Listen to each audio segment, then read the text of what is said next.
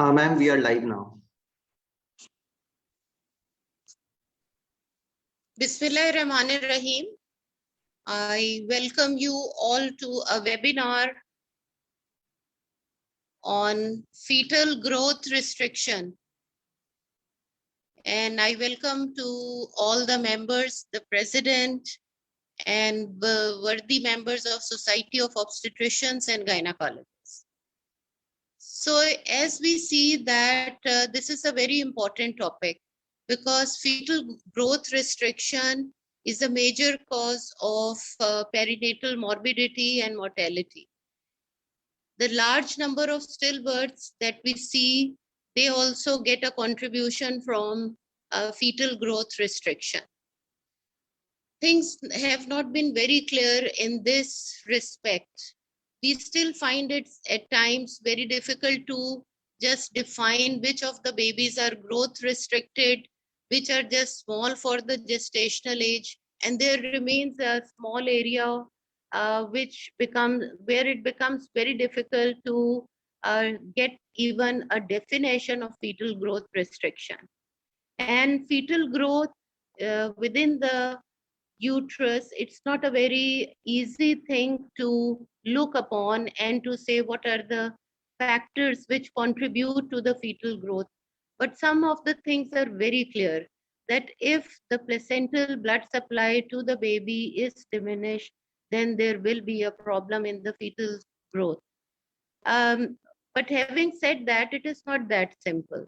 We must take into account the genetic makeup of the baby, then something which is coming up and is known as the epigenetics. We must know about that. And finally, we must know about the insulin growth factor, how it influences combining with the receptors to promote the fetal growth in utero.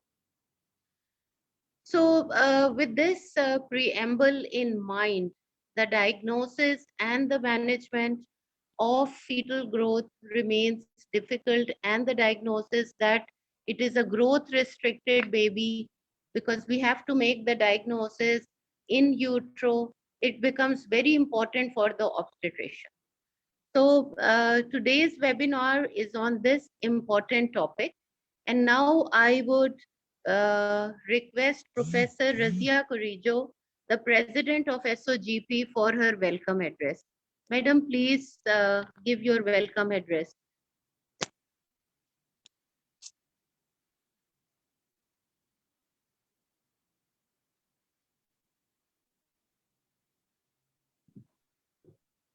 Rahim, dear all SOGP members, healthcare providers, all the panelists, speakers, moderators, Assalamu alaikum.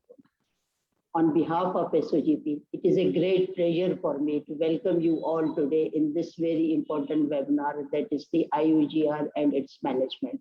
As all of you know, that IUGR is associated with a high perinatal mortality and morbidity, but also there is an increased risk of morbidity in adult life. So initial evaluation of the patients who develop the IUGR is very important. It is very challenging for all the obstetricians to diagnose it early and its management and it's properly delivered at appropriate time. The diagnosis is very important. It is usually based on the history, examination, and investigations. As part of the history, that is very important. We have to take the proper history to find out the possible maternal risk factors. In this way, you have to diagnose the risk factor and then you can manage it properly. The role of the ultrasound is in diagnosis of IUGR is very important, because the ultrasound will tell us the exact date of the gestational age to exclude congenital malformation of the fetus and also the amount of the amniotic fluid. So the ultrasound is very important. The Doppler ultrasound is also very important, but it is usually not diagnosed, but it gives the strength of in the IUGR. It will also very helpful in the management of the patient, because it will tell us the growth of the fetus, umbilical artery, diastolic potential flow in the umbilical artery, and the normality of the fetus. So today we have called very experts who will give the information about this, how to diagnose the IUGR, how to manage, and what is the role of the ultrasound. As all of you know, that today's the speakers are the Professor Shama Munim. She is very well known in the fetal medicine, and Dr. Musarat Hassan, who is the pioneer of the ultrasound. So they will tell you about how to diagnose the IUGR and the how it will manage it, what is the role of the ultrasound doctor in the management or in the diagnostic of the IUGR. So I am very thankful to the worthy speakers, Dr. Musarat Hassan and Dr. Shama Munim, for giving their valuable time for today's webinar. And also I'm very thankful to moderator, Professor Nudrat, Sohail, who has also given us time for this moderation of this webinar. And I am also thankful to the panelists who are the Dr. Naseem Saba and Dr. Marium Zubair, and Professor Muhammad Tayyab. They are very academic person, and they are the panelists. They will tell you, they will conclude this session, and I hope after today's discussion, every one of our healthcare providers will get benefit from today's discussion, because this is very important topic. So I am thankful to all of them, speakers, moderators, panelists, for giving valuable, precious time to this webinar. At the end, I am also very helpful to the SAMI pharmaceutical company for supporting in organizing this type of the webinar. SAMI pharmaceutical company is I'm very thankful to them, because in this COVID-19 situation, they have supported us a lot. So I am thankful to them. I hope, inshallah, they will continue to. So in the other activities, they will also help us. Thank you so much.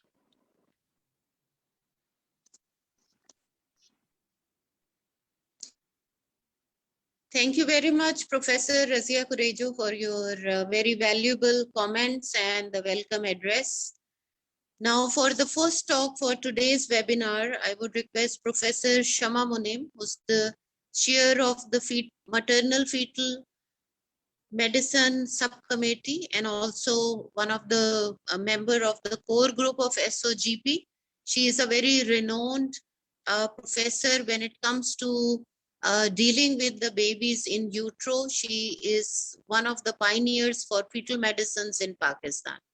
Madam, we welcome you to the webinar, and we are anxiously waiting for your talk. Over to you, Madam Shama. Thank you very much, Professor Nudrat, for that elaborate introduction. Without any delay, I would like to share my slides and see. Have you got my slides? Can you all see my slides? Yes, ma'am, it's visible. Okay. Visible. So fetal growth restriction is a very important topic, and as you've already highlighted its importance, this is something which is very close to my heart, and it's a pleasure to be here. And first of all, I would like to thank the organizers for giving me this opportunity. Now, there has been a lot of clinical dilemmas that we face in everyday clinical practice because of fetal growth restriction and the gestational age at which we encounter such problems, and moreover, the outcomes we are worried about. And there has been a tremendous research that has gone in the last 2 decades, and I will try to give you a little bit of flavor. It's not, I won't be able to do justice to each and every sort of aspect of it. So in terms of definition, there are 2 definitions that we are working with. There is one which is called fetal growth restriction, where the fetus has failed to reach its own genetic growth potential. And another definition, which is used synonymously, is small for gestational age, which means that the fetal growth is below a predicted threshold for a gestational period, which is commonly taken as estimated fetal weight or abdominal circumference less than 10th centile. The importance is already known to us that the perinatal morbidity and mortality of fetal growth restriction is very high. It is almost 4 to 6 times higher compared to normal weight babies. And above all, as Professor Nudrat has highlighted, that there is a high risk of stillbirths. And if you look at this graph, you see a lot of stillbirths in the growth-restricted babies, and almost 40% of the growth-restricted babies are not born alive. Now, the slide which is below is actually the classification of stillbirths. And years ago, when we used to use Bigglesworth classification, we had a huge chunk of stillbirths which were labeled as unexplained. From the time that we have started using centiles and we have put these babies into centiles, this is called recode, and you find that nearly 40% of them or 42% of them are growth restricted. And that is a cause of stillbirth. In terms of morbidity, there are both short and long-term morbidity associated to this condition, mainly because of premature delivery, respiratory distress syndrome, neonatal encephalopathy, and necrotizing enterocolitis. In terms of long-term sequelae and the cerebral palsy, developmental delay, and chronic lung disease and cardiovascular complications. We are all aware that this disease has a programming effect on the adult life also. Now, for years, we used to think that small for gestational age is the same as fetal growth restriction. And then many people said that SDA means constitutionally small, so it does not mean anything, and it probably has a good outcome. But there are several studies which have refuted this and has found a severe adverse effects both in the SGA babies in terms of perinatal outcome and neurological or neurodevelopmental delay. Now, more recently, the fetal growth restriction has been divided into 2 types based on the initial diagnosis made at the gestational age. Early fetal growth restriction is all those cases that are diagnosed below 32 weeks of gestation, and late being the ones that are diagnosed later on. And the late fetal growth restriction accounts for about 70 to 80% of these cases, whereas early growth restriction is only 5 to 10% of cases. Early growth restriction is more commonly diagnosed, and late is, although is difficult to diagnose. The early growth, and actually the reason why this division took place or this classification took place was primarily that people felt that there was clinical etiology, underlying disease, and the phenotype were all different, and it seems as if they are 2 separate entities. The early growth restriction is associated with preeclampsia or placental pathology, where umbilical artery Dopplers, ductus venosus, and biophysical profile can be abnormal. And therefore, the management remains a problem because one has to weigh the risk of prematurity against the risk of potential stillbirth. Hence, the management is difficult. In contrast, the late preeclampsia is a weak association in late fetal growth restriction, and most of the time the umbilical artery Doppler will remain normal, and your monitoring would depend on middle cerebral artery Doppler and cerebroplacental ratio. However, the management is easier because you are more towards term. So I'll touch very briefly on screening options. We know that there are maternal risk factors, which can be maternal demographic factors like age and underweight, or there may be medical conditions like hypertension and diabetes. And these are the maternal risk factors that you can outline in your first antenatal visit and stratify your women into high risk and low risk based on that. We have the option of having ultrasound-based screening by uterine artery Doppler, and there are biochemical markers like PLGF and PAPE and others, but in the interest of time, I will not touch upon them.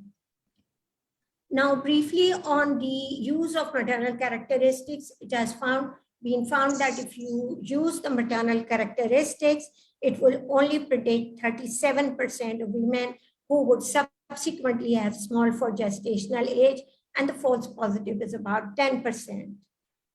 The other screening option that I think we all use is a symphysio-formaldehyde, and we do it on everyday basis and has found a sensitivity of around 85%. More recently, the researchers have shown that a single measurement, if you don't take the measurements every time, but you do one measurement snapshot between 32 to 34 weeks of gestation, it has a higher sensitivity of 85% with a specificity of 96%. Moving on to the uterine artery Doppler, which actually reflects the uteroplacental blood flow. It actually tells you about the trophoblastic invasion and the impedance in the spiral arteries. As you know that in the initial part, the trophoblastic invasion is not complete, and then as the pregnancy progresses, it becomes better and results in low resistance in the spiral arteries. The things that we use to measure are the uterine artery PI and see the notching that you can see. And on the lower side, we have the umbilical artery because that's the interface that we are talking about. Now, and as I said that the impedance is high in the first trimester, it gets better. Uterine artery is used both in the first and the second trimester for screening for fetal growth restriction. And we've already talked in the first trimester, uterine artery predicts about 60% of cases with a false positive of 10%. There is very little value to actually repeat once you find it abnormal. Now, the importance of uterine artery is that we have an intervention like aspirin present, and more recently in the meta-analysis, aspirin has seen to reduce the risk of fetal growth restriction in high-risk women by half, with a relative risk of 0.5, provided you start your aspirin before or at 16 weeks of gestation, and the recommended dose is between 100 to 150. It has been seen that the evening dose of aspirin is more effective than the morning dose. However, the recent SMFM and ACOG guidelines do not promote this or endorse this, and they say that the most of the studies on aspirin have been done on preeclampsia and are not done directly on the fetal growth restriction, and nor do they recommend the use of low dose molecular weight heparin in repeated fetal growth restriction. Moving on to our main topic, which is diagnosis of fetal growth restriction. We all are aware that the accurate dating of pregnancy by crown rump length in the first trimester and head circumference in the second trimester is important and vital, because otherwise you're going to overdiagnose fetal growth restriction. Then the correctness of the correct use of measurements like head circumference, abdominal circumference, femur length, and calculating the estimated fetal weight with effective formulas, and more commonly Hadlock formulas, is recommended. Once you find that the baby's measurements have been done, you plot them on the appropriate growth centile for biometry, and it has been recommended not to repeat biometry measurements less than 2 weeks of duration. Now, this is only to show you that how things have evolved, and there is more evidence to suggest that fetal growth charts, the use of fetal growth charts are important and vital. And I'm just going to spend a minute on our own study, which was a longitudinal study, because more commonly we've seen data from Pakistan on cross-sectional data, and we found this correlates very well with the diagnosis of fetal growth restriction. So basically, the body of evidence suggests the use of local or regional charts, as they are more likely to identify fetuses below the 10th centile And more recently, we have the intergrowth study, which was done on the premise that all babies are the same, and irrespective of their background, ethnicity, and others.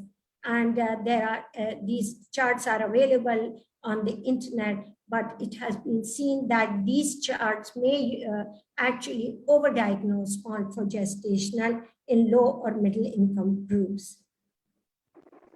Now that brings us to the second part of our talk, where we know that after we have highlighted and we have diagnosed fetal growth restriction, how do we differentiate between the two entities is by the use of Dopplers, which can be arterial or venous Dopplers.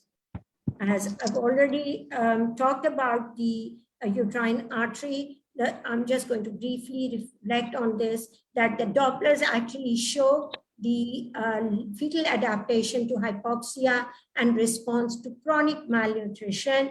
And umbilical arterial Doppler and uterine artery are used to identify vascular bed resistance, while middle cerebral artery is used to identify the fetal adaptation by redistribution of blood to vital organs.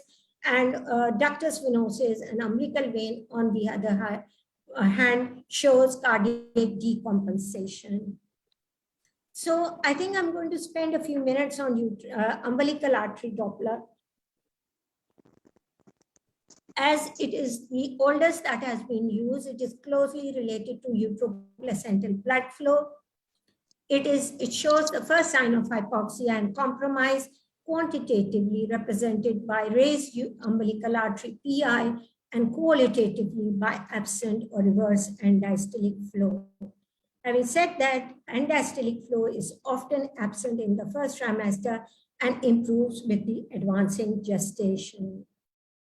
So we have the normal blood flow, which shows a chunky end-diastolic flow, and then we have an intermediate group of reverse end-diastolic flow or absent, and then we have reverse end-diastolic flow. The transition from reduced end-diastolic flow to absent or reverse end-diastolic flow may take days or weeks. So at the end, the absent or reverse end-diastolic flow is associated with increased perinatal morbidity and mortality and long-term neurological sequelae. Moving on to middle cerebral artery is used in conjunction with umbilical artery, and it is because it is easily reproducible and easily studied. It represents fetal adaptation to hypoxia, and the flow increases with the advancing gestation. So in the beginning, it's like without any end-diastolic flow, and it kind of mirror images the advancing gestation shows end-diastolic flow and looks like umbilical artery, but in the beginning, it's different. So the abnormal MCA fetuses not only have perinatal outcome effect, but 6 times more likely to be delivered by cesarean section, and hence the importance of MCA is in monitoring of late onset fetal growth restriction. More recently, we have been using the ratio of umbilical artery to middle cerebral artery, and it is called cerebroplacental ratio. And it is mainly diagnostic, and you can plot them, and you find that generally median is around 1.5. So it is shown to be having a best accuracy for perinatal death, and hence should be incorporated in routine practice. And if you find low PI or cerebral placental ratio in the absence of normal, in the presence of normal umbilical artery, it is associated with poor outcome. And then we move on to the venous Doppler. The ductus venosus is the one which actually shows the cardiac decompensation, and the alteration in the waveform is due to progressive dilatation of the ductus to improve the blood flow to the heart. So absent or reverse flow in the ductus can predict fetal acidemia, and if this is the case, the odds ratio of stillbirth is around 11 times more. And it is most often sort of recommended to use this with the computerized CTG, which we don't have, to improve the neurocognitive outcome. Now, this is just to show you that the first change that can occur most commonly is in the umbilical artery, and then over a period of time, things deteriorate, and CTG is the last one to go abnormal. And these are the phenotypes that we've already talked about. Moving on to the surveillance and delivery, it is important because I've already explained that the prematurity has to be weighed against the risk of stillbirth. Now, I've tried to make it a little flow chart to see how we actually going to work on this if we encounter somebody with abdominal circumference or estimated fetal weight below the 10th centile. So the first and foremost thing one has to do is to classify it into early or late, depending on the initial diagnosis. Once you having diagnosed, one has to look at the detailed anatomical survey, because often the early onset fetal growth restriction can be associated with chromosomal abnormalities, structural abnormalities, and therefore in many of the early onset fetal growth restriction, one advises invasive testing. And by invasive testing, I'm categorically saying is that you don't do a karyotype because you may not find anything wrong. And the gold standard is chromosomal microarray. And chromosomal microarray is also done in cases where you find early onset IUGR with polyhydramnios. Also, more importantly, there is recommendation to do CMV in the most of the US guidelines. However, there is practical implication. In terms of surveillance of fetal growth restriction, you do Dopplers and CTG. And if there are CTG abnormalities, you would not prolong the pregnancy, or maybe if it's early pregnancy, very, very early, you may discuss with the parents whether they want to forego the pregnancy or they want you to go the whole extent of doing the monitoring. Moving on to the Doppler, and I've tried to divide them into, if you do a Doppler surveillance, the first Doppler you do is umbilical artery. What if you have a fetal growth restricted baby with a normal umbilical artery? How often do you do your biometry? As I've already said, you do your biometry every 2 weeks. But if the centile is between 3rd and 9th, or almost 9.9, you do your Dopplers once or twice weekly, and you would do actually a CTG once weekly.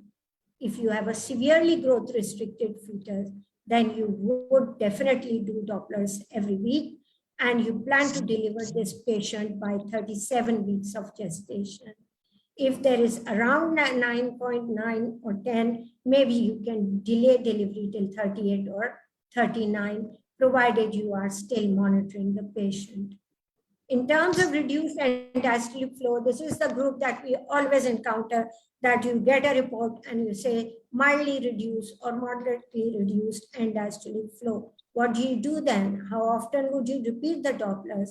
This is the case where you would repeat the Doppler once or twice and do a maybe twice weekly CTG. And again, the biometry, there is no role of doing biometry less than 2 weeks, but plan to deliver at 37 weeks.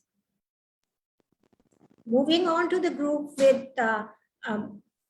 severe findings like absent or reverse end-diastolic flow. As I've already said, if there is a very, very small fetus with a very early pregnancy, you would have to discuss with the patient about the future wishes and other things. Otherwise, whenever you diagnose, you consider them inpatient admission. If they are willing, and give corticosteroids, do 2 to 3 times a week umbilical artery and other parameters like ductors, and do a CTG biweekly. And if it is an outpatient, and you plan to deliver your patient by 33 or 34 weeks of gestation.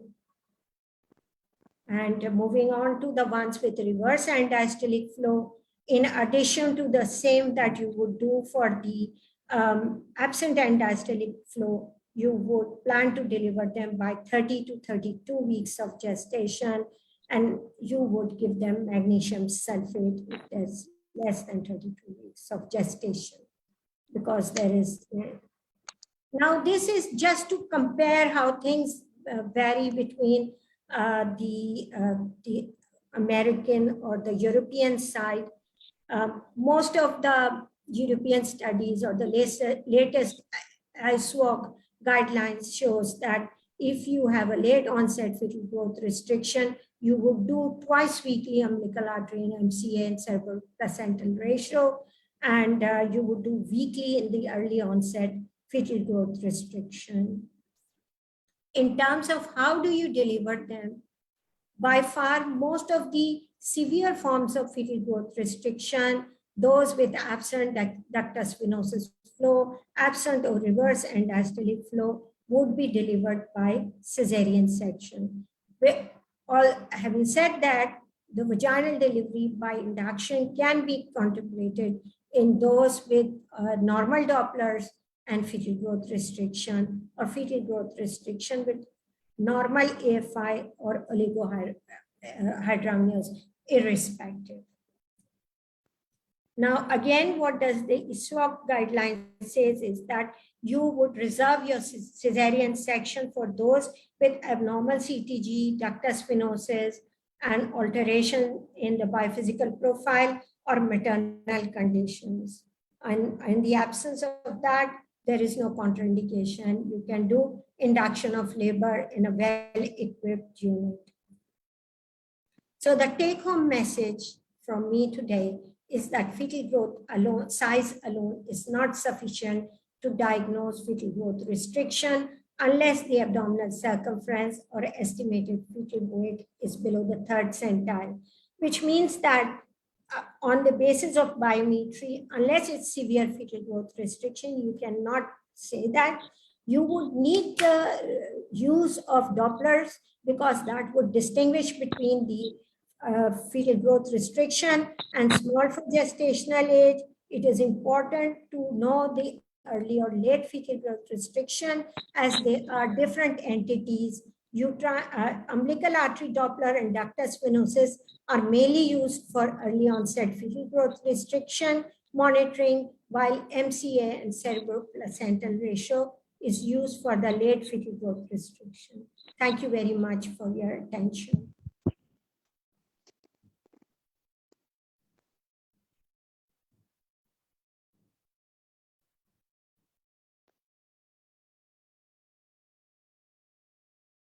Okay, thank you very much, madam. It was a very informative talk.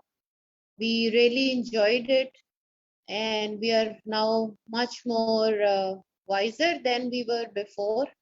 And you have highlighted very important points in SGA versus IUGR, the diagnosis, and the latest development in measuring the ductus venosus flow, as well as commenting on very important things.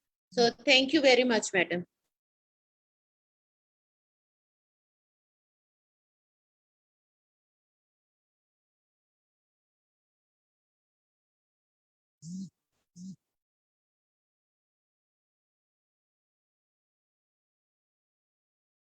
And now, after thanking Professor Shama Munim for her very informative talk, I would now request Dr. Musarat Hassan for his talk. He is currently the chair of Ultrasound Subcommittee of SOGP, and he has been the president of Society of Ultrasound of Pakistan. Sir, we are waiting for your talk, please.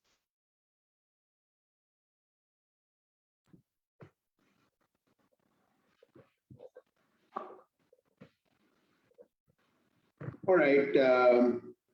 Bismillahirrahmanirrahim. In the name of Allah, the gracious, the most merciful. I would first like to thank Professor Haleema Yasmin of SOGP for inviting me to this forum. And I hope you enjoy my talk on role of ultrasound and Doppler in IUGR. So let me now share the screen and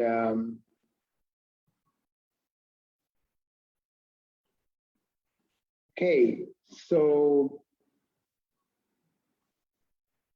this presentation comes to you from our Institute of Ultrasound Imaging, the Learning Center, which is affiliated with Thomas Jefferson University Hospital, Philadelphia, United States of America. So we are going to talk about intrauterine growth restricted fetus. The definition would be most appropriate or clinically applicable is estimated fetal weight below 50th percentile.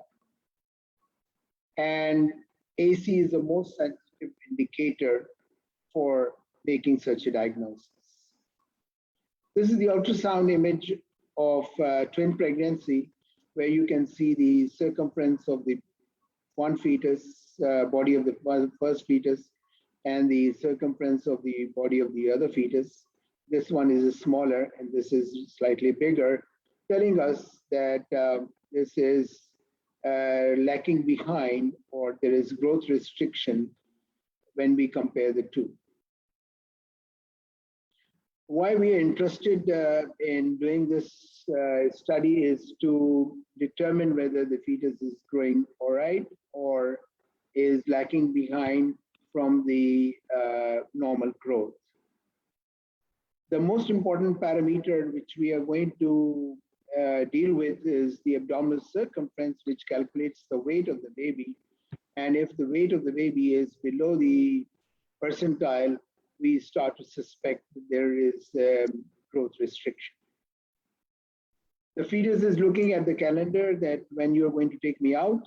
So what we are basically determining is that whether the fetus is comfortable inside with all the amniotic fluid and placenta and the movement, or the situation is too bad inside so that we need to take it out.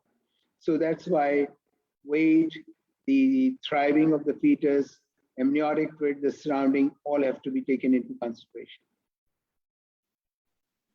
Etiology, of course, maternal factors, fetal factors, uteroplacental factors. Maternal factors, you already know: maternal height, weight, ethnic groups, socioeconomic groups, and nutritional support. Hypertensive, preeclampsia, renal disease, long-standing diabetes. Fetal factors would include chromosomal disorders, which is basically diagnosed by the 2D ultrasound, which we do it vigorously. Infections, multiple pregnancy, and sex-linked diseases like Turner syndrome.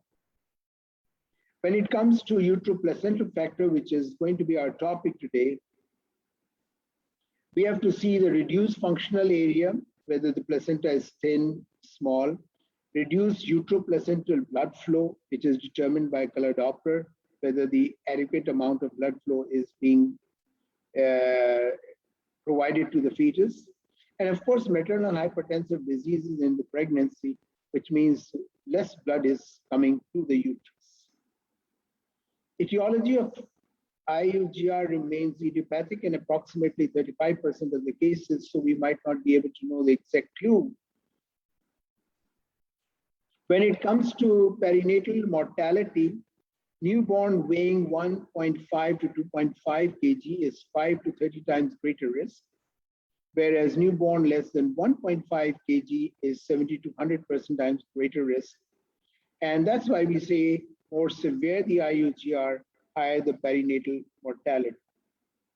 As far as perinatal morbidity is concerned, 10 to 30% are associated with minor or major congenital abnormalities, 30 to 50% of intrapartum fetal asphyxia, and we have noticed learning disabilities in 1/3 of patients. We can have two types. One is symmetrical IUGR or asymmetrical. We are lucky that the number of asymmetrical is higher. It's easy to diagnose and very difficult to diagnose symmetrical IUGR unless we start suspecting it in the first trimester. Nutritional support defines those two entities. Poor nutrition early in pregnancy, which will result in decreased cell number, and poor nutrition late in pregnancy, which restricts the cell size. And that leads to, of course, the symmetrical or asymmetrical. When it comes to asymmetrical growth restriction, its head to body ratio is abnormal. And that's why it's easy to diagnose with the parameters which we have. If the circumference is less than this circumference of the head, we start to suspect something is going wrong, and it starts late in pregnancy. Abdominal circumference less than normal is what we try to pinpoint. As far as the LMP is concerned, most of the patients might not remember. One could be lactational amenorrhea. The patient may be coming from a rural area where she doesn't remember, and she might say that I had the Eid was there, or when the Eid was there, and you keep on calculating, so you don't get the exact figure that when the LMP was. If we know first day of the last menstrual period that the LMP is this, it's very easy to calculate the growth parameters. But if that entity is not known to us, we move on to ultrasound. We look for any previous ultrasound done, which will be the important landmark.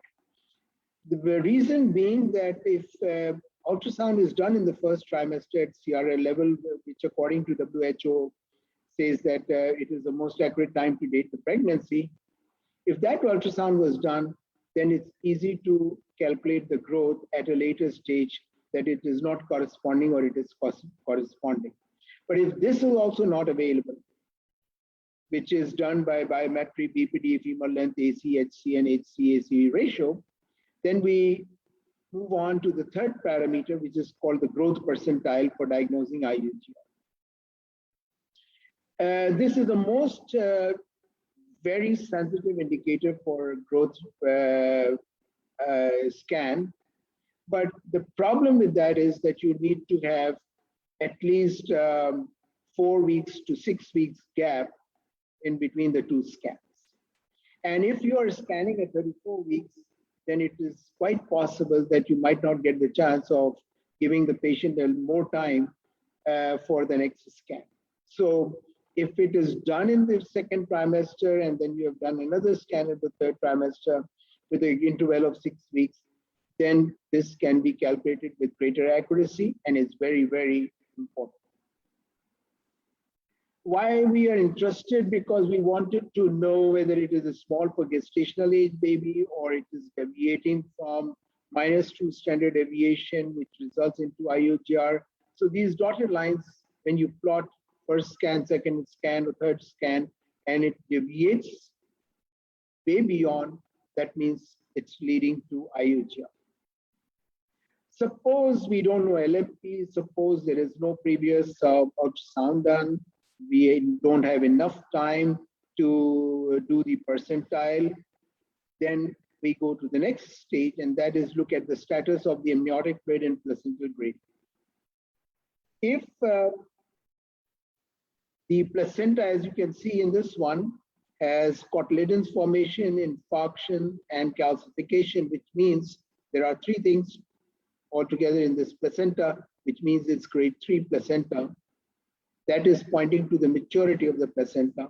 And if you look at the fluid, which is hardly any fluid, because this is all umbilical cord, so there's no amniotic fluid.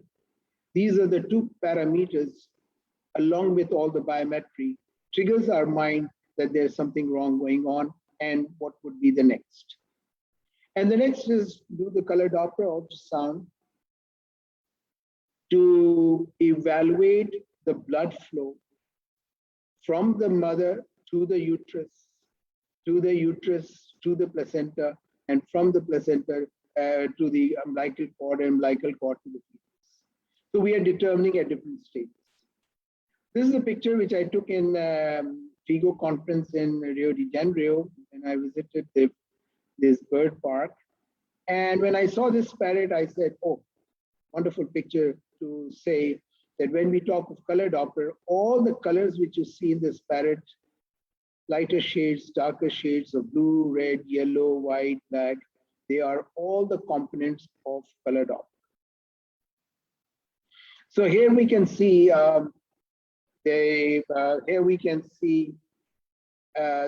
B mode, and we can see the ROI, which is region of interest for Doppler, and we can pick up the colors from the umbilical cord, and wherever there are light colors, that's where we put the sample gate. And once we put the sample gate, we obtain the spectrum on the left-hand side. So this is also called as triplex mode. If you see Doppler spectrum, if you see B mode, and you see color, that's triplex mode. The other entity is called Doppler duplex. That means if you can see only spectrum or B mode and you don't have the color. How Doppler is presented, of course, spectrum is the backbone of every image. We can also determine by audible sound in some cases that something is going wrong terribly. And those who are experts can see only colors and make the diagnosis.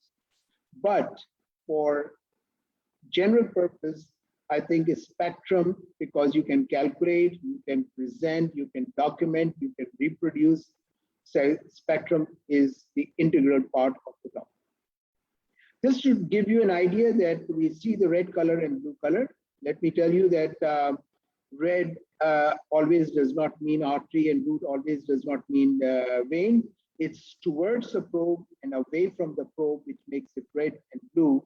So it is important that what is towards the probe is red and what is away from the probe is blue, and it could be vice versa. We can obtain the sample gate from the vessel and obtain the sound. And not only that, we can also get the spectrum side by side. This is what we call it as a duplex scan, because it does not show color and it takes two things together. One is the spectrum, other one is the B mode. So as I said that the spectrum analysis is the most crucial part in the color Doppler, so we must know more about it. Doppler hypothesis is determining abnormal blood flow in the placenta, elevated vascular resistance, which results in insufficiency, and I put it in IUGR in bracket, because Doppler diagnosed insufficiency, not IUGR, but insufficiency leads to IUGR. That's why we interchangeably use it. Doppler showed IUGR or Doppler showed insufficiency. And we can have the indices accurately measured as far as the resistance is concerned. Now, the other hypothesis is whenever there will be resistance in the blood vessel, there will be a drop in the diastolic flow, or we call it decreasing diastolic flow. And that would always increase the pulsatility index or indices, which means the number will increase. So when the number is high, means that there is less of diastolic and increased resistance. And when it's the other way around, the diastolic is more, that means the pulsatility index numbers will be lower.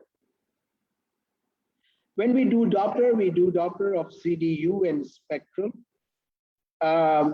Why we do color Doppler? Because when I learned Doppler way back in 1982 at Jefferson, and then I had my first duplex Doppler at my clinic in Karachi in 1986, and it used to take me 45 minutes to do this scan. But today, with the help of the color Doppler, it takes me 5 minutes. Why? Because I put the ROI, the region of interest, I spot the colors in the vessel, and I put my sample gate right away and obtain the spectrum right away. So it shortens the examination time as far as the color is concerned. So we go in sequence. When it's an early scan, which is up to 26 weeks, symmetrical IUGR, do Doppler of the uterine artery vigorously, uteroplacental flow, and umbilical cord. This is $1 million slide, which is pointing out to a small fetus. And various spectrums are obtained. But the key factor is that which I want to emphasize. When the size of the fetus is smaller, the spectrum is different. And when the fetus goes bigger, it needs more blood, the spectrum changes. So what is spectrum are seen in the first trimester may not be seen in the second trimester or third trimester. The key factor is that as the blood goes more to the fetus, the diastolic component increases. So what is what at what time, we must know that. And that's a very important slide. Just trying to tell you that there is a uterine artery which will always have a sharp notch. The middle cerebral artery will not have diastolic flow at all because it's very early pregnancy. This is not the factor. This is not the situation when it is in second trimester or third trimester. So we must know, and there is a pulsatile flow in the vein, and there's absent diastolic flow. This is normal for this gestational age. This is a patient who is pregnant, and when we see early pregnancy, less than 12 weeks, we always do the uterine artery and look for the notch. Sharper the notch, the V, sharper the notch means more resistance. I don't have to do any measurement at this time. The sharper the notch means, now what is important? This notch, as the pregnancy grows, will convert into a hump, which means that the high resistance is converting into low resistance flow between the gestational age of 14 to 16 weeks. So before 14 weeks, if you see notch, it's all right. If you see notch after 16 weeks, you get to worry about. Let me show you the next picture. Now, this is not sharp. There is a hump. This is the hump, which means that the diastolic component has flattened out, and that means the resistance is changing to low resistance. That means more blood is going, which is normal. And when the pregnancy advances, we see the diastolic, start of the diastolic, end of the diastolic, and we don't see the notch. This is normal when you go into second trimester or third trimester.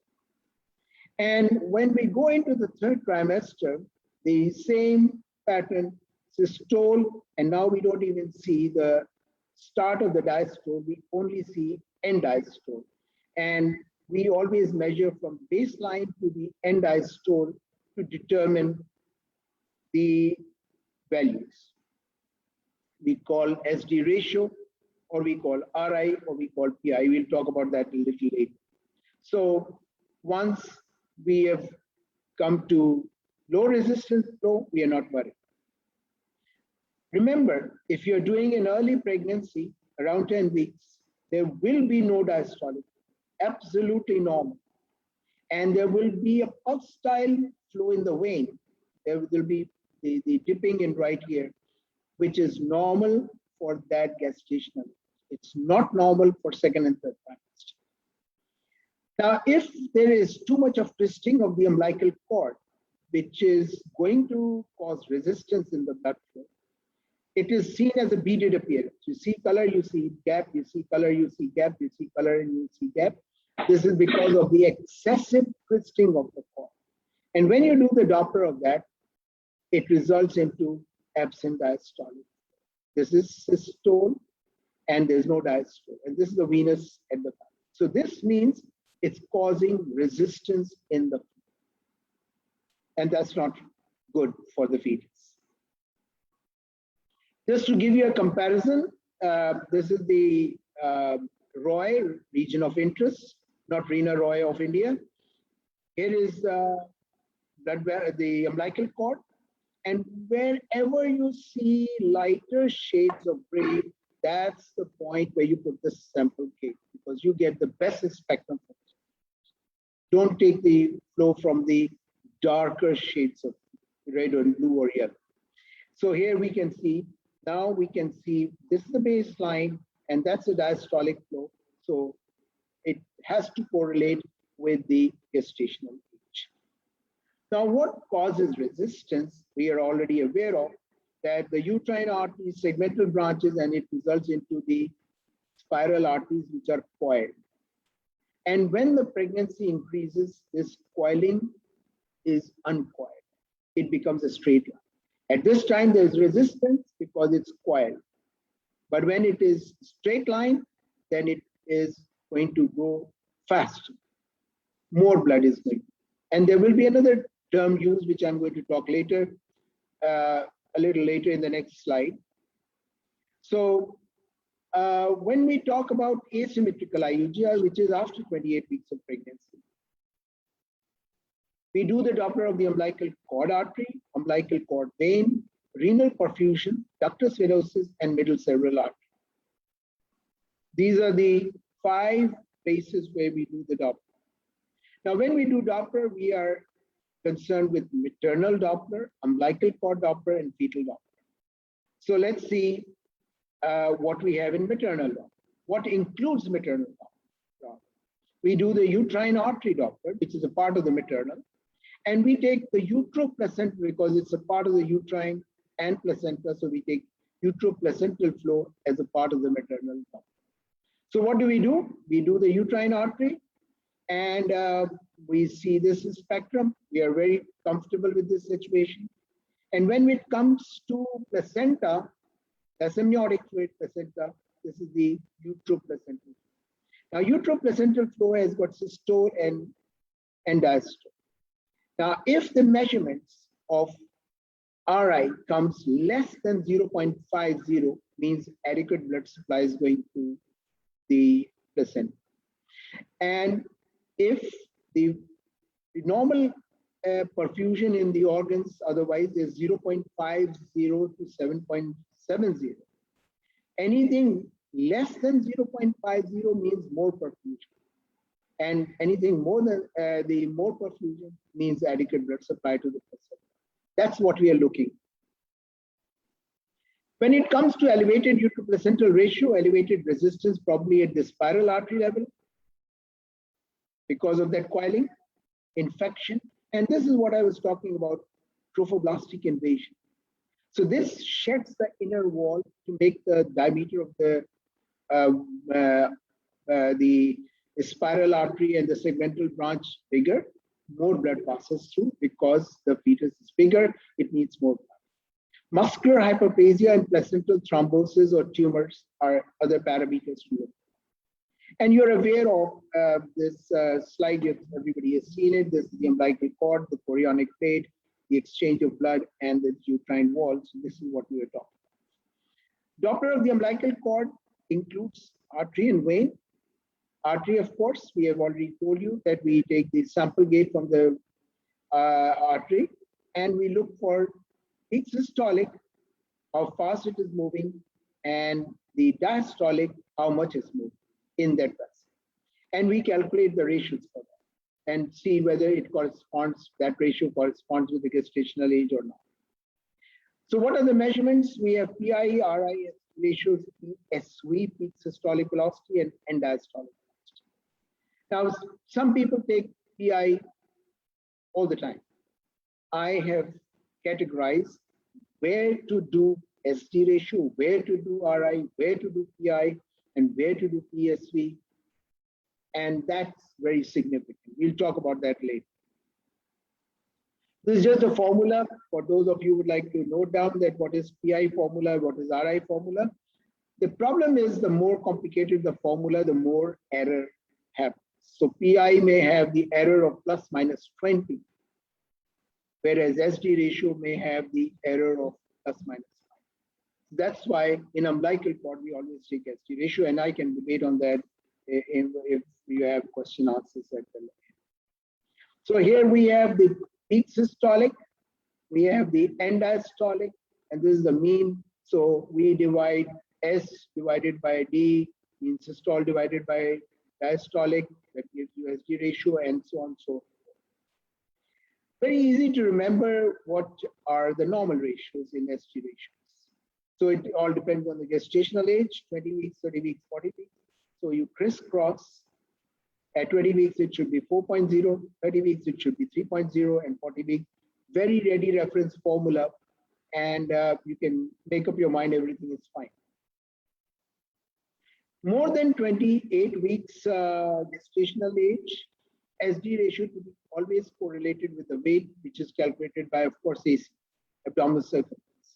So more than 3, less than 5, we reported placental insufficiency. We don't write IUGR. Why?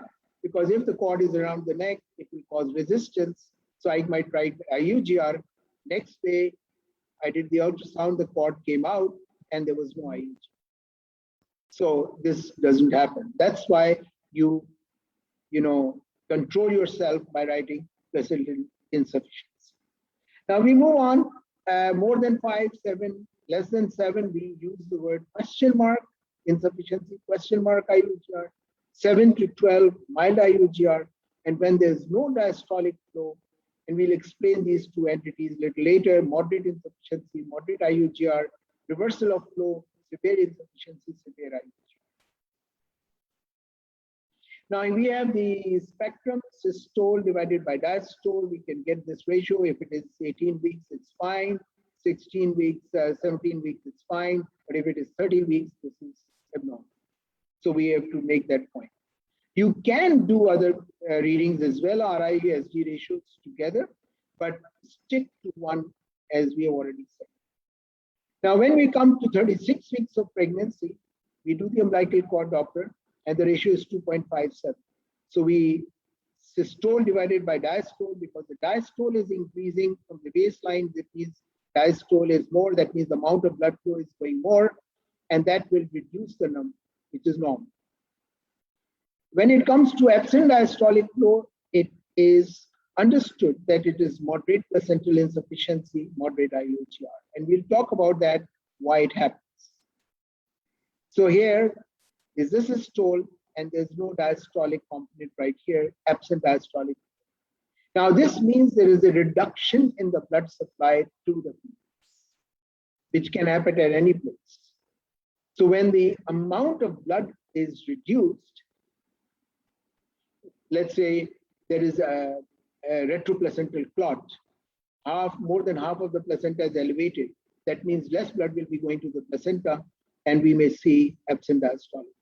That may lead to IUGR. This is a clinical emergency which one has to understand. And when it comes to reversal of diastolic flow, severe insufficiency, severe IUGR, and the images here, which I have defined, in fact, when the diastolic component is on the opposite side of the systole between the two systoles. That's a correct definition. Most of the books may not write this.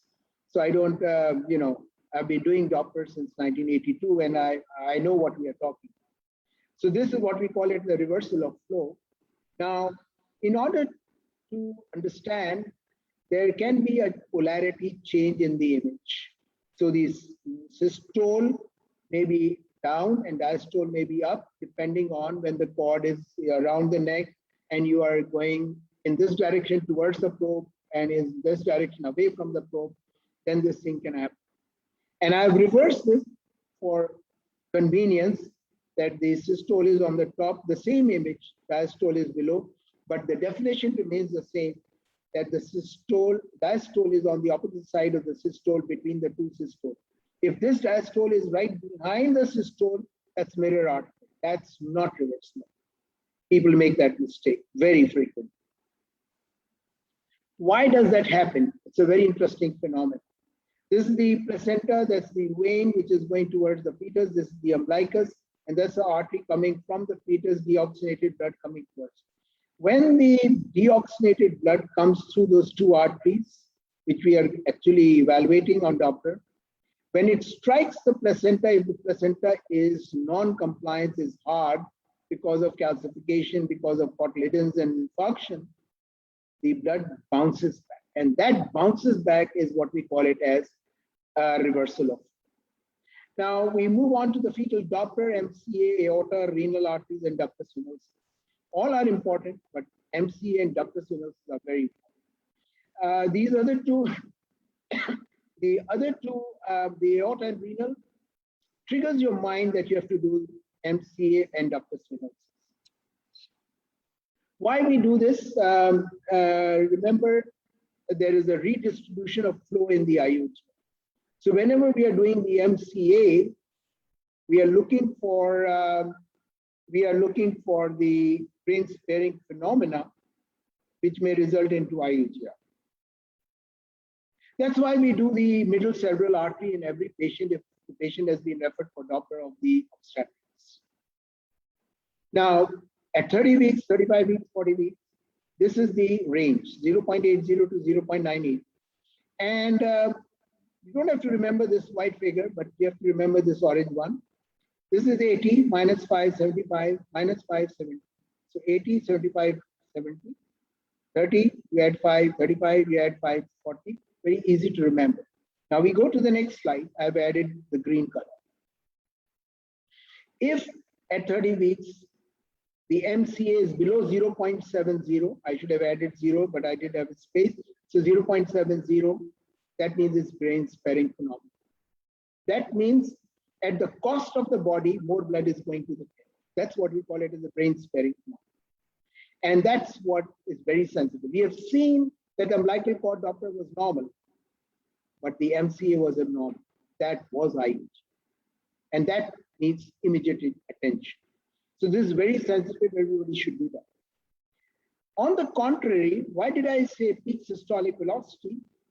Because when we do the MCA, if the obstetrician or gynecologist asks me that, does this have anemia, that we have to move on to another reading, and that is peak systolic velocity. We don't do SD or PI or RIE.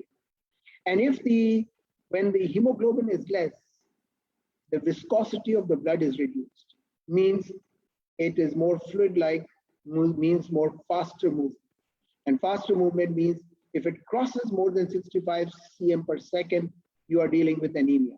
Some people take it 70 cm. It's up to you, whichever chart you're following. I take it more than 65 cm per second as abnormal. Now here is the head where you can see the MCA. There are technical issues like what is the angle and how to obtain the images. I'm not going to go into the details. But when we obtain, look at the peak systolic, look at the end diastolic. The end diastolic is very less, which means it will go 0.80, which is absolutely normal. Now, when we come to the other one, the same MC, the MCA we are evaluating, the diastolic has increased. This is what we call it as brain sparing phenomenon. So if the RI is less than 0.70, they're less than 0.65 or less than 0.60 at 30, 35, 40 weeks, we are dealing with IUGR. That's a very sensitive way to deal with this situation. Now, what triggers your mind is the aorta, fetal aorta. So if I don't see diastolic component, I do see in this one. But if there's no diastolic component, then I get to worry and I do MCA. So it's easy to obtain aorta. That's why you always do aorta. And that triggers your mind to do MCA and everything. You could also do cerebroplacental ratio, but remember one, that the values should be same. You cannot divide apples with oranges. You have to take either RI in both, or you have to take SG ratio in both, and then feed it into the chart and you'll get this. And that will be very sensitive to make the diagnosis. Coming to the vein, umbilical cord vein has phasic variation. If you look at the sound of the artery, it is like shh, shh, shh, shh. But as far as the vein is concerned, the sound is something like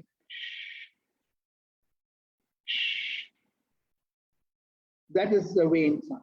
Now, when it becomes pulsatile, we may be dealing with either tricuspid regurgitation, fetal distress, check for an ovale, check ductus venosus when that happens.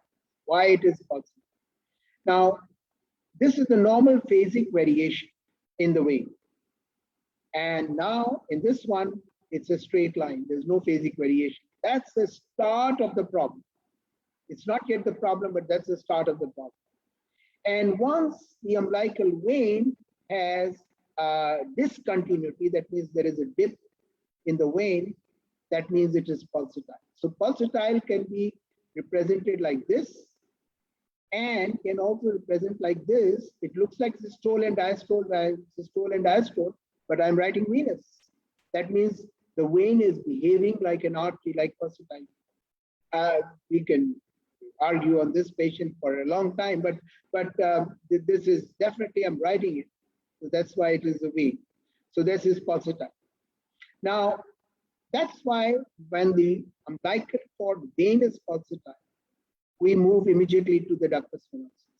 Ductus venosus is a short segment, which is a narrowing from the umbilical vein, which enters into the right atrium and hits the foramen vein. If there is a problem in that region, it's going to bounce back. And once it bounces back, it causes reversal of the atrial wave. And that's what is sensitive to make the diagnosis. So here where we can see the right atrium, that's the ductus venosus. There's a sudden narrowing, which is normal. And once there is a foramen vein problem or the tricuspid or the right atrium is larger, we get to worry about it. And we do the ductus venosus. Those of you who have done cardiology, they might have come across a machine type of murmur, and it sounds something like shh. If that happens, this is what the typical sound of the ductus venosus. That's normal. And we have got S and ES and D and A atrial contraction. We are concerned with the atrial contraction if there's any reversal of flow in that or not. So here is the systole, extrasystole notch, diastole, and atrial. And if that atrial is absent or is causing reversal, this is all artifact because of the vibrations. But if there is a reversal, and I'm going to show you one case, that is something to worry about. So here it is. This is systole, extrasystole notch, diastole, and the atrial contraction, there's a reversal. That's bad. If your setting of the machine is on the fetal cardiac, you'll always get the wrong reading in the ductus venosus. So look at the absence of the atrial wave right. The same patient, same time, this is the fetal heart setting. And I move on to obstetrical setting, it becomes normal. So there is a very good atrial, and this is all thumping of the vessel wall. This is all artifact. We have to understand what is artifact and what is real. This is very important. Otherwise, every patient would be labeled abnormal. So here is a picture normal, and here is a picture where is reversal, and that's reversal is bad. So we will see in the end what we can do about it. Now, how to use this spectrum in a clinical setup? When you see ratios, when you see absent flow, when you see reversal pulsatile flow, and flow in the vein, reversal in the ductus venosus, what does it mean to the clinician? What do we do after that? So let's go one by one. When there is decreased amniotic fluid, mature placenta, grade 3, normal Doppler in the umbilical cord to the middle cerebral artery and fetal becomes mandated. When there is absent diastolic flow, look for retroplacental bleed or clot. Repeat Doppler every 4 to 6 days and look for the umbilical vein pattern. This is very important because sometimes when the placenta is at the back of the fetus, we might not see the complete view of the placenta. And if there is a retroplacental clot, we may easily miss it. But Doppler can pick up absent diastolic flow, and that is something very significant. When the ratio is disturbed, what do we do? Repeat Doppler every week, check for cord around the neck, and fetal heart rate is the most important thing. Because if the heart rate is slow and you have done the Caesar, you might lose the baby anyway. So make sure that the heart rate is adequate.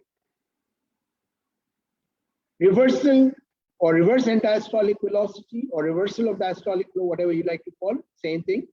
Repeat Doppler every alternate day. Look for umbilical vein hostility.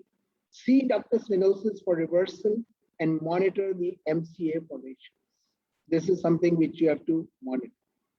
When there is reverse diastolic velocity seen with reversal of flow in the ductus venosus, now it's a combination of two. Decide the outcome within 6 hours check the heart rate first. This is very important. And you have to take immediate decision what to do to save the baby. Now, some of the facts which you must always know, which very few people know. Umbilical cord artery, there's no diastolic flow before 14 weeks. That's absolutely normal. It is pulsatile flow before 14 weeks, umbilical cord vein, absolutely normal. Renal artery flow is always seen after 22 weeks, not before that. Before that, what is the criteria? You look at the urinary bladder. If the urinary bladder is there, that means the kidneys are functioning all right. But if it's after 22 weeks and the question is redistribution, then you do the renal artery down. And same is true for the fetal aorta after 22 weeks of pregnancy. MCA diastolic flow after 22 weeks. Don't ask me at 16 weeks, what about the MCA? Because you will definitely see absent diastolic flow, that means reduced blood supply to MCA. And ductus venosus reversal is also before 22 weeks, so be careful. When to use Doppler? When you suspect IUGR, history or presence of hypertension, previous stillbirth, anomalous baby item, neos, oligo, reduced fetal movement, premature labor, abruptio placentae, placenta previa or accreta, diabetes mellitus, multiple pregnancy, and chorioangiomas like tumors. Doppler should not be independently done without the B-mode findings. Must be used in conjunction with other information like fetal measurements, the growth, amniotic fluid, maternal history, risk factor, and ST results. So in the end, I would say give to the world the best you have and the best will come back to you. Thank you very much. If you have any questions, I will be in London at that time. So we will work out what will be the timing over there, because I'm flying on 15th, so 16th is your lecture. So we'll communicate with each other on Zoom. I hope you give me the password and other all the information, and hope you enjoyed the topic on IUGR. Wish you all the best and good luck, and thank you very much for having the patient hearing and enjoying the lecture. Thank you very much. Thank you. Thank you very much. Thank you very much, Dr. Musarat Hassan, for a very valuable talk. And as we had read that ultrasound has become the eyes, the hands, and the ears of the obstetrician, you have truly fulfilled that comment about ultrasound and the relationship which the obstetrician and the dependency which obstetrician has with the ultrasonologist. So thank you very much for sharing with us all those beautiful colored Doppler photographs. Thank you very much, sir. And now we move on, and we move on for our panel discussion. For that, we have with us Professor Naseem Saba Masood. She's the chairperson of the Dera Ismail Khan chapter of SOGP. And with her is Dr. Marium Zubair, who is the General Secretary of Muzaffarabad Azad Jammu and Kashmir chapter SOGP. So over to you. If we have any questions, we can just get them on the board. You can write them and we can share them on the screen.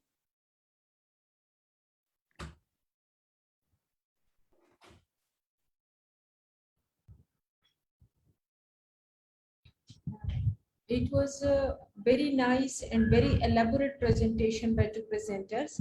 And I think that none of any corner which is left for discussion, because every aspect of etiology and then types of IUGR, they were presented in a very understandable way.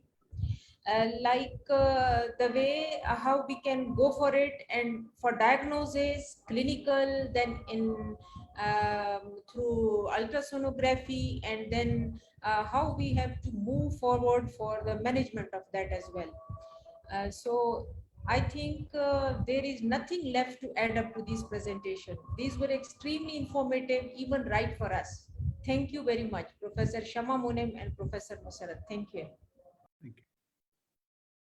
Assalamu alaikum. So, I second Madam Naseem Saba. Thank you very much, Professor Shama and Professor Musarat, for enlightening us with such knowledge and very informative presentations. And we really enjoyed your talk.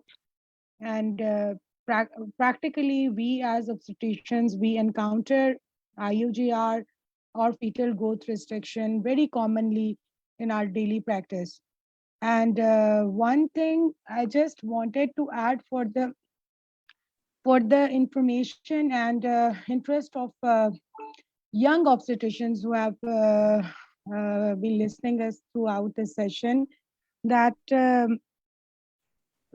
during the assessment of patients, especially when the patients are coming to us at booking visits, we must rule out the risk factors of fetal growth restriction, and we should keep in mind that for one major risk factor of fetal growth restriction, or if somebody is presenting with 3 minor risk factors of fetal growth restriction, we have to offer patients uterine artery Doppler or umbilical artery Doppler and serial growth scans, depending upon the criteria of risk factors, whether they are major risk factors. If they are major risk factors, we have to offer them serial growth scans and umbilical artery Doppler at 26 to 28 weeks. And for 3 or more minor risk factors, we have to offer uterine artery Doppler at 20 to 24 weeks. So thank you very much, Professor Haleema and SOGP Secretariat, for providing us the opportunity to join this forum as panelists. I'm really thankful to you all. Thank you very much, dear Professor Naseem and Dr. Marium. And now we move on, and I invite Professor Mohammad Tayyab, who has been the past Vice President SOGP and currently is member of the Academic Board SOGP. He is teacher of the teachers and he is mentors of the mentors and one of the very favorites. So, sir, can we have your comments, please?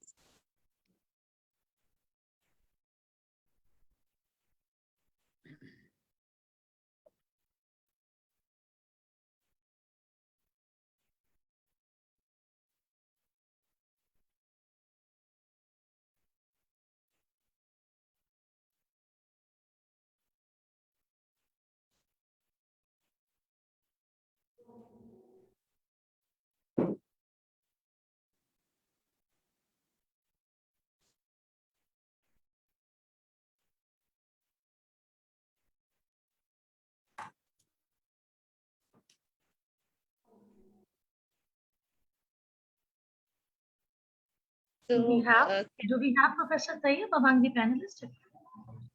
The admin can let me know. Meanwhile, Dr. Tayyab is not here as a panelist right now. So while we'll try to get Professor Tayyab on the Can we, in the meantime, webinar, we can discuss few questions. Yes.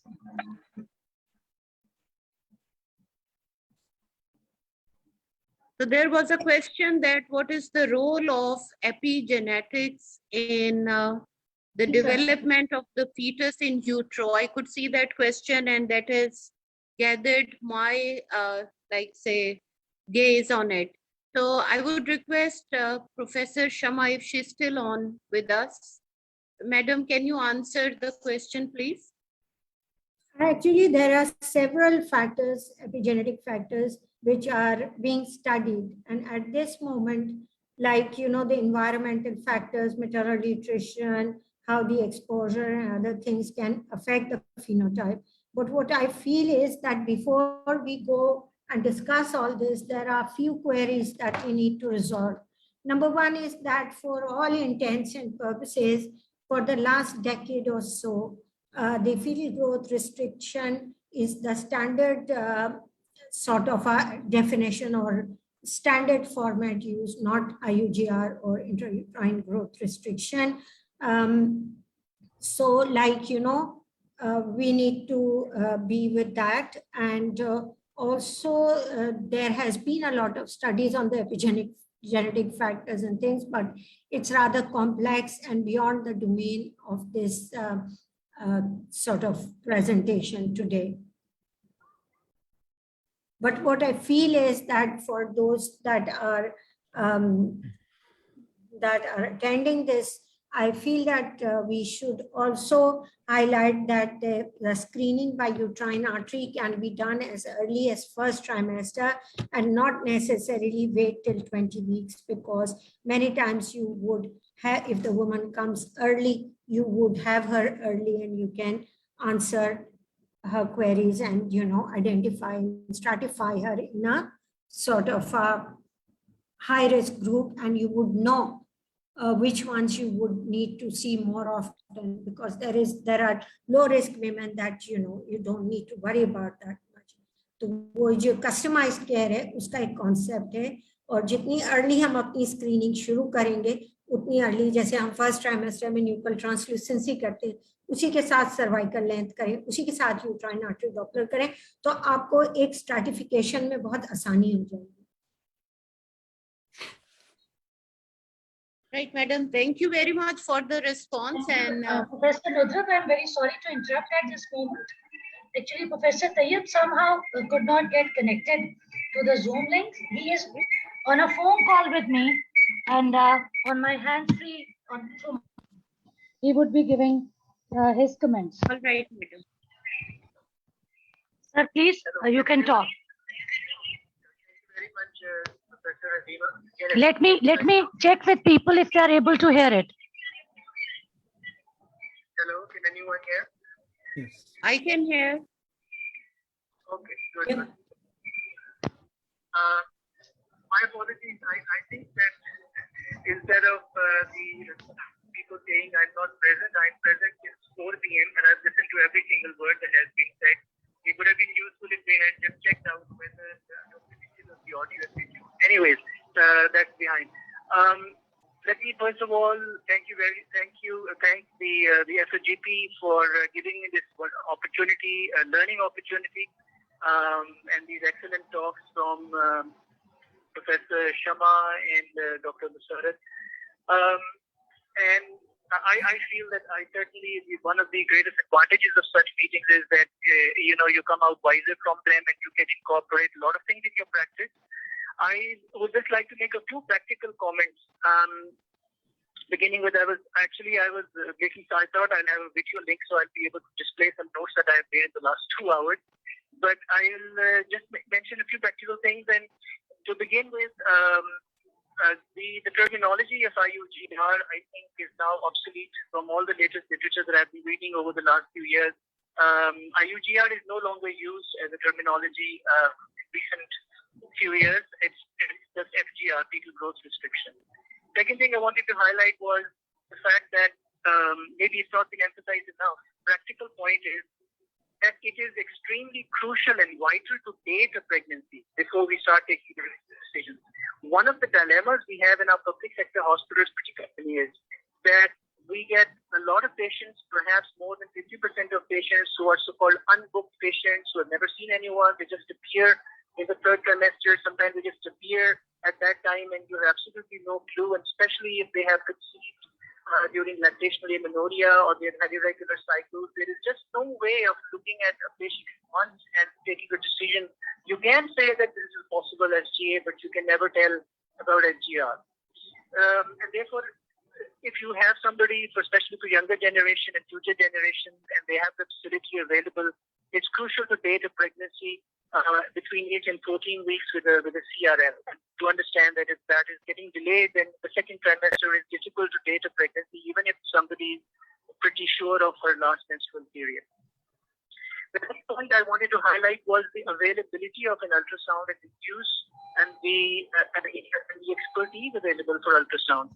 I know there are certain units both in private and public sectors, which do not have an ultrasound or do not have enough ultrasound. I believe ultrasound should be available in every gynae unit where training is being done. I believe all the doctors should be adept at doing ultrasound scanning. And I think in MRCOG there's a definite module for ultrasound, and perhaps we should incorporate that in our local training and local milieu as well, because that is where at least some people will be able to pick up the problem where the problem is there. Next thing I wanted to highlight was the practical use of habit, I would say, of using the symphysiofundal height on a regular basis from 24 weeks onwards. I have just concluded the FCPS examination in the last 6 days, and as always, my feeling was that some of the candidates who are now feeling in FCPS and clearing it too, was perhaps using the tape measure for the very first time in the exam of symphysiofundal height, which was very interesting because it gave the impression that they're not using it as a routine, and it's not considered that perhaps because we don't use it as a habit, then we do not incorporate it into our daily practice. And only if we are adept in using it, and only then we'll be able to use it in high-risk pregnancies, which we are monitoring. The next thing I wanted to say was just to emphasize, and I think Shama has also mentioned, and Dr. Musarat also mentioned, that every SGA is not FGR.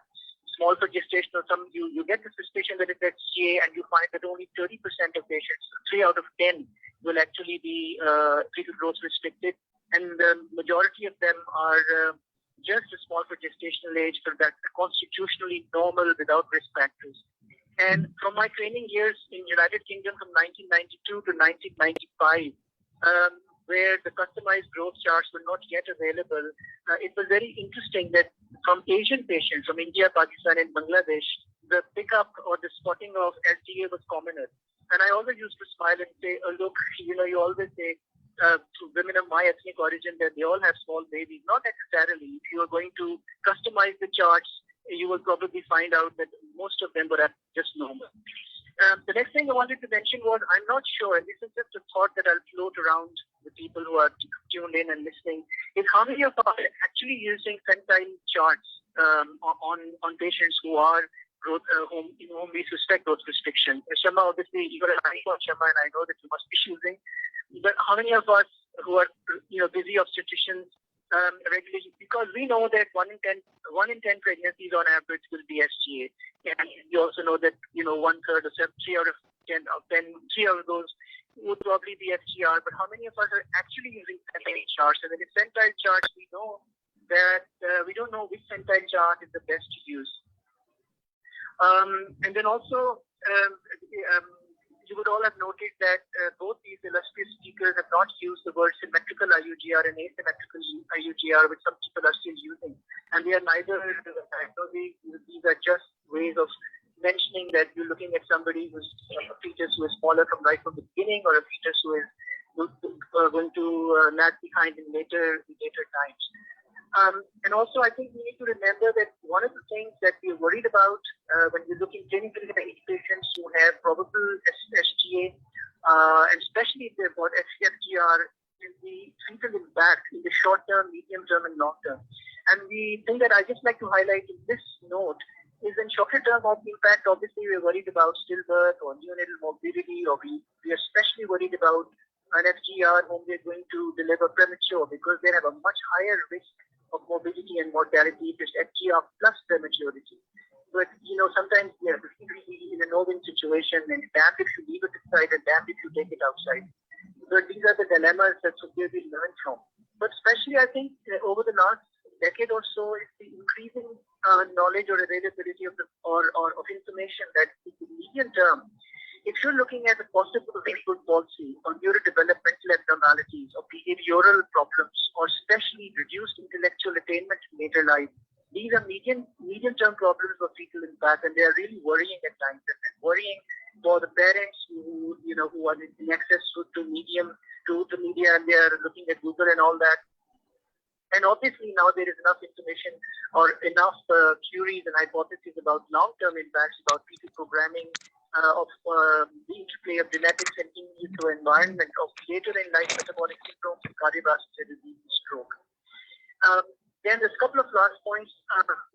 the UK guidelines on if you're looking at IUGR, what is the best time to deliver? Because the RCOG guideline from 2014 would say 37 weeks plus, but the the NHS guidelines from 2019 would say 39 plus. And I believe in Pakistan, firstly, if you're not sure of what the date is in terms of exact dating, or secondly, especially if you're there and you're looking at that, a lot depends on the facility that you have available in your hospital for neonatal backup, which is very important. That's where we talk about in utero transfer or ex utero transfer. And finally, I would just like to compliment Dr. Musarat Hassan. I've known him for 30 years, and sir, there are not many people in Pakistan like you. अब हम क्या करें कि अगर बाकी शहरों में मुसरत नहीं है तो हम कहाँ जाएं? तो मुझे नहीं पता कि how many people can actually give us accurate message. आप ये पॉइंट रेज करना चाहता हूँ. मुझे नहीं मालूम कि हमें कितने लोग accurate डॉक्टर रिपोर्ट देते हैं और कितने लोग वो वाली डॉक्टर रिपोर्ट देते हैं जो कि हमें एक्चुअली चाहिए, क्योंकि हमारे क्लिनिकल डिसीजंस उस पर बेस्ड हैं. So आप agree करेंगे कि it's very important to have an accurate doctor. We can't just look at both from a dubious source and take clinical decisions, because that can have severe impact on the outcome for the mother and the baby. And हमारी जो जितनी बात तफसील से बात शमा ने की, and I always learn from Professor Shama, कि training of youngsters busy hospitals, हमारे जो busy hospitals हैं, गंगाराम है या जिना हॉस्पिटल है या लाहौर जनरल हॉस्पिटल है या lady Willingdon, these are the places जो 500 400 पेशेंट दिन में बुला रहे होते हैं. तो उसके अंदर हमारी जो यंगस्टर जो ट्रेनिंग है वो बड़ी इंपॉर्टेंट है कि वो स्पॉट कर लें उन पेशेंट्स को, टिक करें और उसके बाद उनकी मॉनिटरिंग थोड़ी सी ज्यादा इंटेंसिव करने की जरूरत है. और एक आखिरी बात एक किस्से से खत्म करता हूँ जो मेरे साथ पेश सिर्फ 3-4 दिन पहले आया था. Even at my level of seniority, where people would, want to trust a senior obstetrician, I spotted and picked up a small gestation age baby, 5 week gestation थी, कहीं ग्रेविडा थी, और मैंने उसके पेट पे हाथ रखते ही मुझे लगा और उसको 3-4 सेंटीमीटर का लैग आया, क्योंकि वो 1 महीने के बाद दिखा. कोविड में हम मुसीबत ये कि हम सुन नहीं सकते, बाद बुला भी नहीं रहे हैं. तो मैंने फटाफट पिक करके उसको उसी वक्त एक अच्छे अल्ट्रासाउंड पर भेजा जिसने वो सारे के सारे पैरामीटर शो कर दिए कि उसका रिफ्लेक्स भी आया था, पीआई भी आया था, उसके अंदर लाइकर भी कम था, एस्टिमेटेड वेट भी कम था, और वो सब कुछ सारी, और अगले ही दिन उसकी सीटीजी फ्लैट हुई. लेकिन जब उसको डिलीवरी के लिए मैं घर से भागा तो मुझे पता चला कि फैमिली ने उधर मचाया है कि ठहरे हमें बताया क्यों नहीं गया कि बेबी को कोई प्रॉब्लम है, हमें आज क्यों बताया जा रहा है कि बेबी को कोई प्रॉब्लम है.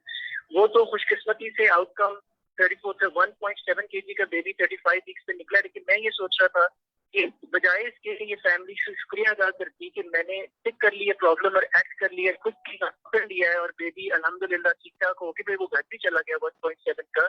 लेकिन वो इस बात पे माफ करने को तैयार नहीं है कि ठहर जाएंगे, हमें बताया क्यों नहीं गया कि बेबी को कोई प्रॉब्लम है. और शमा ने अभी हाईलाइट किया है कि ये लेट IUGR बड़ी डिफिकल्ट होते हैं टिक करने भी. और अभी मैं लिटरेचर में मैं पढ़ रहा था कल, क्योंकि I was preparing for this seminar, कि 2 out of 5 पेशेंट्स को आप टिक ही नहीं कर सकते. लेट IUGR फिर मैं बोल रहा हूँ, लेट STS जो है आप टिक ही नहीं कर पाते, जो about 2 out of 5, which is a high number, and therefore you have to have a strong index of suspicion. So I think एक चीज जो आखिरी किस्से के पॉइंट ऑफ व्यू से ऐड करना चाह रहा था कि हमारी जो ओरिएंटेशन और ट्रेनिंग काउंसलिंग के लिए है, हमारे कल्चर की काउंसलिंग वेस्टर्न काउंसलिंग से डिफरेंट है. वहाँ पे तो 10-20 वीक मिडिल ऑफ प्रेगनेंसी में तो डिस्कशन शुरू हो जाती हैं कि इन्वॉल्व की, और उनको डेटा दें और उनसे डेटा लें और उनसे कि आप सोच के हमें बताएं. पाकिस्तान में lot of people would trust what the doctor से, एट द सेम टाइम हमें अपने कल्चरल वैल्यू के हिसाब से जो है ना वो काउंसलिंग को अंडरस्टैंड भी करने की जरूरत है. और thank you very much for listening. That's all I have to say. Thank you, sir. Thank you very much. You stay online so that if we need some other comments from that. Okay. Dr. Nudrat, I would just like to confirm, was it all audible to everyone? Yes, that was audible, and thank you very much, Professor Tayyab.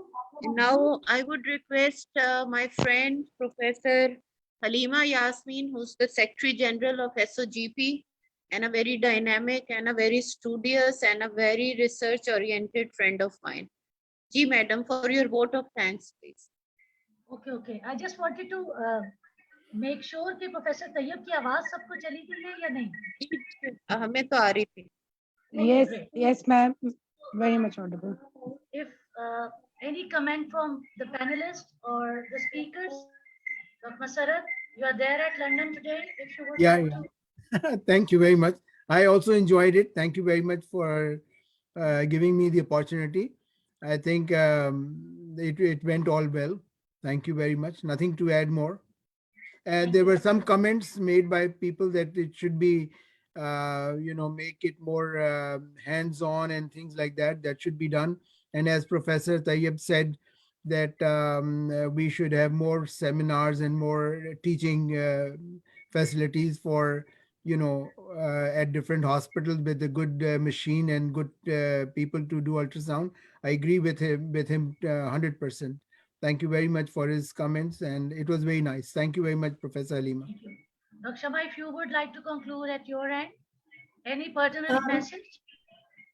Thank you, Professor Haleema. I just want to say that in my presentation, I think I should have more stress on one of the points that, whenever you make a decision to deliver somebody, then not only should you do your counseling, but sit with your pediatric colleague also, because it is absolutely essential, because they are at the receiving end, and we have got our own मतलब guidelines हमारे पास तो अपनी हैं, और हम कभी भी किसी को डिलीवर कराते हैं, भले 35-36 वीक्स हो, यानी टर्म से नीचे ही हो, एक हफ्ता 10 दिन, तो भी we tell our pediatric colleagues, we check with them, they are aware कि हाँ भाई आपने रिसीव करना है बेबी, ये ना हो कि पता ना हो। दूसरी चीज ये है कि यहाँ से कोई ऐसा मैसेज नहीं जाना चाहिए कि सीवियर IUGR है, 24 weeks है, 26 weeks है, you have to counsel your patients, either send them to a tertiary care center,